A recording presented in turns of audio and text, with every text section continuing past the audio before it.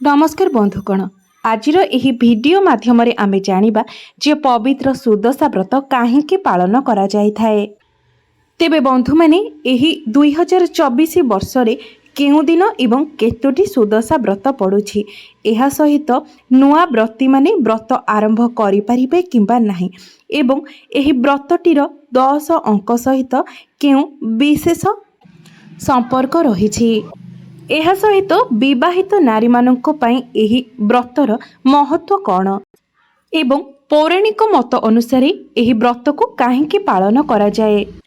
ଏହା ସହିତ ଏହି ଭିଡ଼ିଓରେ ଆମେ ଯେତେବେଳେ ସୁଦଶା ବ୍ରତରେ 10 ଗଣ୍ଠି ପକାଇଥାଉ, ସେହି 10 ଗଣ୍ଠି ପକାଇବା ବେଳେ ମା ଲକ୍ଷ୍ମୀଙ୍କର 10ଟି ନାମ ସମ୍ପର୍କରେ ମଧ୍ୟ ଏହି ଭିଡ଼ିଓରେ ମୁଁ ଆପଣମାନଙ୍କୁ କହିବାକୁ ଯାଉଛି ଏବଂ सुदशा व्रतर संपूर्ण पूजा विधि सहित आपण माने सुदशा व्रत दिन केउ कार्य करिबा उचित एवं केउ कार्य न करिबा उचित से सब विषय जानिबा पई दया करी भिडियोटी को स्किप न करी शेष पर्यंत निश्चय देखंतु। भिडियोटी को गोटे लाइक करी चैनल को निश्चय सब्सक्राइब करि दियंतु एवं भक्ति श्रद्धार सहित कमेंट बॉक्स रे जय मां लक्ष्मी निश्चय लिखंतु। बंधु माने आपण माने जानती आमर उत्कलीय संस्कृति रे व्रत एवं पूजा पार्वणर अनेक महत्व रहिछि एवं आम ओडिसा रे पालन हेउथिबा विभिन्न व्रत गुड़िक मध्यरे सुदशा व्रतटी अन्यतम अटे। ऐश्वर्य एवं धनर देवी माँ लक्ष्मींकर सबुठारु प्रिय व्रत हेउछि एही सुदशा व्रत एवं एही व्रतटी को आमे समस्ते ओडिशावासी अत्यंत निष्ठा एवं भक्तिर सहित पालन करिथाउ। विशेष करी गृहिणी मानक पई एही पर्वटीर महत्व अत्यंत अधिक रही थाए। तेबे आपण माने जानती जे कोनोसी भी मासर शुक्ल पक्ष दशमी गुरुवार दिन पड़ी थाए ताहाकू आमे सुदशा व्रत भाबरे पालन करिथाउ एवं एही दिन जदि विवाह तिथि रही थाए तेबे एहाको नुआ सुदशा व्रत बोली मध्य कुहा जाय थाए। अर्थात नव विवाहिता किंबा जो माने प्रथम थर पई सुदशा व्रत आरंभ करिबा पई चाहुथांती सेमाने एही दिन ठारू सुदशा व्रत आरंभ करि पारिथांती। घरर सुख समृद्धि एवं शांति को बजाय रखिबा पई गृहिणी माने एही व्रत को पालन करिथांती। तेबे आसंतु जानिबा एही वर्ष सुदशा व्रत केउ दिन एवं केते तारीख रे पड़ुछि एवं एहार पूजार शुभ मुहूर्त केउ समय रे रहुछि। एहा व्यतीत एही वर्ष नुआ सुदशा व्रत पड़ुछि ना नाही, अर्थात नव विवाहिता नारी माने सुदशा व्रत आरंभ करि परिबे कि नाही। तेबे बंधु माने एही वर्षर प्रथम सुदशा व्रतटी एप्रिल 18 तारीख गुरुवार दिन पड़ुछि। तेबे एही वर्ष सुदशा व्रतर पूजार शुभ समय रही सकाळ 7:11 ठारू दिन 3:29 पर्यंत एही पूजार शुभ समय रहुछि। एही समय रे आपण व्रतर पूजा विधि पालन करि परिबे। तेबे सुदशा व्रतर संपूर्ण पूजा विधि विषय जानिबा पूर्वरु आमे माने जानि नेबा जे पौराणिक मतरे सुदशा व्रत काहेकि पालन करा जाए। तेबे पौराणिक मत अनुसारे एही सुदशा व्रत विदर्भ देशर राजा नल राजांकर पाटराणी दमयंती आरंभ करिथिले एवं सेही दिन ठारू समस्त विवाहित नारी माने आज पर्यंत एही व्रत को पालन करि आसुछंती। दिने दीक्षा ब्राह्मणी नदीरु जल आनिबा समय रे निजर व्रतटी को हजाई देइथिले एवं निजर व्रत को हराई जेतेबेले से विकल भाबरे क्रंदन करुथिले नल राजा सेही ब्राह्मणींकर दुख को दूर करिबा पाई सत्यरे निजको बांधी होई निज राणींकर व्रत को सेही ब्राह्मणी को अर्पण करिथिले। आपण माने जानती एही व्रतटी माँ लक्ष्मींकर स्वरूप अटे, तेणु जेहेतु से व्रत को दान करिथिले सेथिपाई से मध्य लक्ष्मी छड़ा होई जाइथिले। व्रत को दान करि सारिबा परे तांकर सकल ऐश्वर्य संपद एवं वैभव मध्य तांकठारु दूरेई जाइथिला, जहा फलरे राजा और राणी लक्ष्मी छड़ा एवं श्रीहीन होई जाइथिले। अनेक दुख दुर्दशा भोग करि सारिबा परे राणी पुनर्बार यथाविधि सुदशा व्रतर पालन करिथिले एवं पुनर्बार तांकर समस्त सुख ऐश्वर्य एवं वैभव को से माने पुनर्बार धीरे धीरे फेरी मध्य पाइथिले।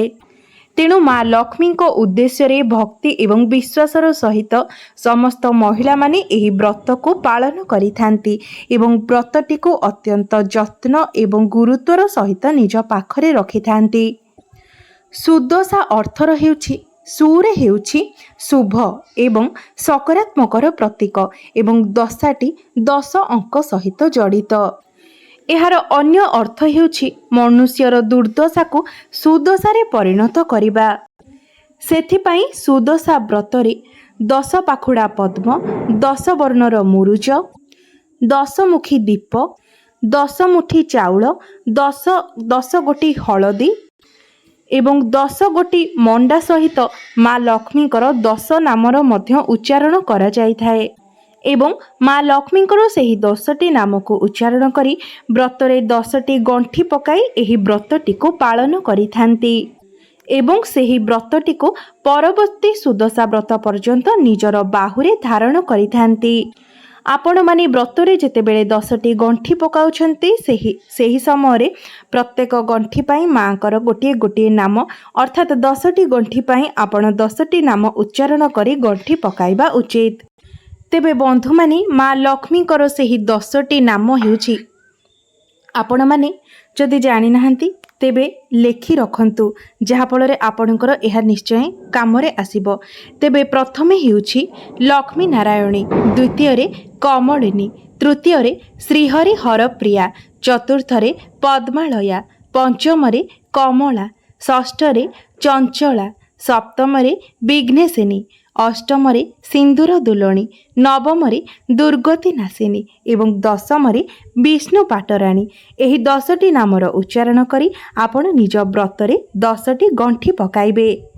तेबे एबे आसंतु जानि नेबा आपण माने सुदशा व्रत दिन केउ कार्य करिबा उचित एवं केउ कार्य करिबा अनुचित अटे।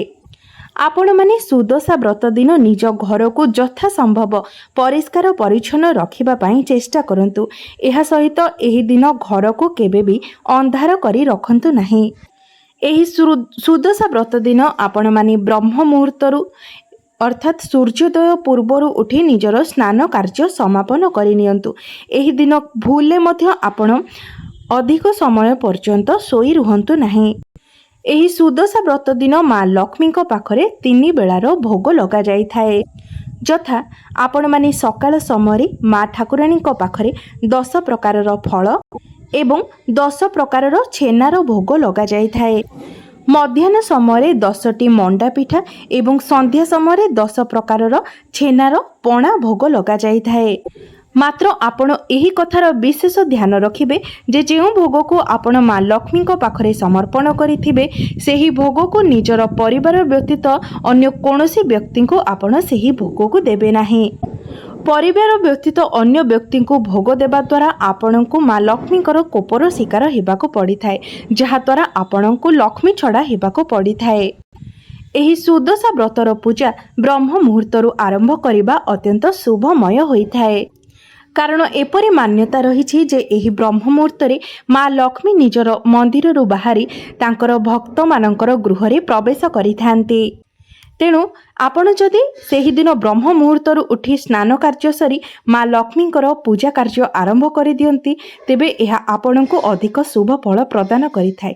एही कथार विशेष ध्यान रखिबे जे आपण जेतेबेले स्नान करूछंती देहरे किछि हळदी लगाई स्नान करिबे।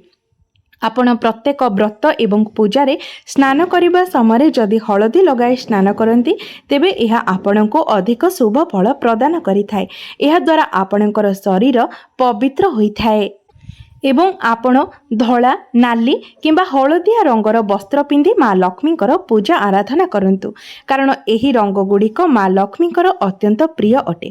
आपण भूले भी केबे कला रंगर किंबा नील रंगर वस्त्र पिंधि माँ लक्ष्मीकर पूजारे बसिबा उचित नुहे, कारण कला एवं नील रंग पूजा पाई अशुभ होइथाए।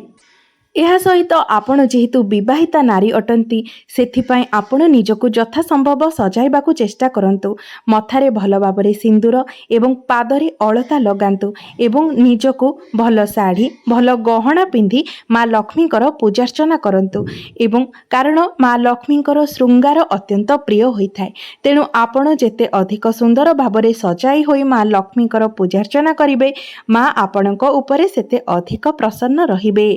ଏବଂ ମା ଲକ୍ଷ୍ମୀଙ୍କ ପୂଜାରେ ମଧ୍ୟ ଆପଣ ମାଙ୍କୁ ଶୃଙ୍ଗାର ଦ୍ରବ୍ୟ ଅର୍ପଣ କରିବାକୁ ଭୁଲନ୍ତୁ ନାହିଁ କାରଣ ମା ମଧ୍ୟ ଜଣେ ବିବାହିତା ନାରୀ ଅଟନ୍ତି ଏବଂ ସେ ଅତ୍ୟନ୍ତ ଶୃଙ୍ଗାର ପ୍ରିୟ ମଧ୍ୟ ଅଟନ୍ତି।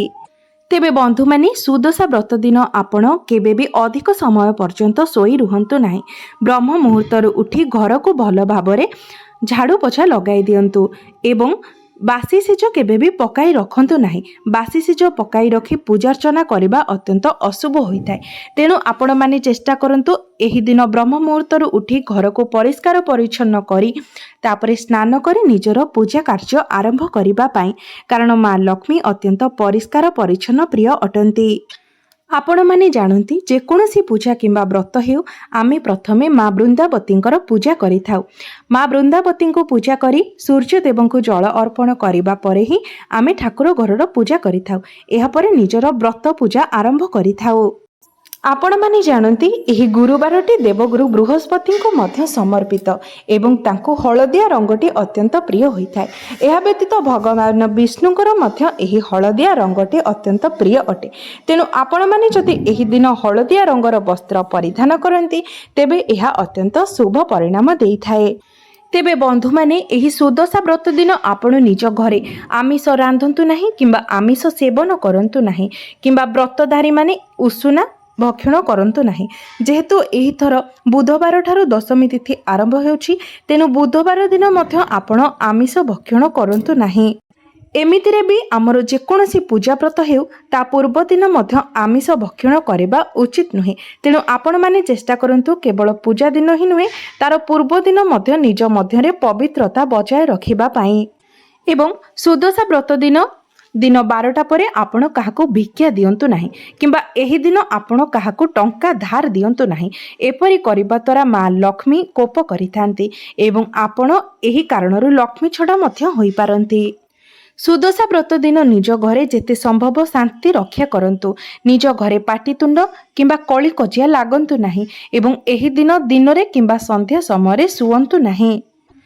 ଏହି ଦିନ ଆପଣ ସନ୍ଧ୍ୟା ସମୟରେ ନିଜ ଘରେ ଝୁଣାର ଧୂପ ବୁଲାନ୍ତୁ।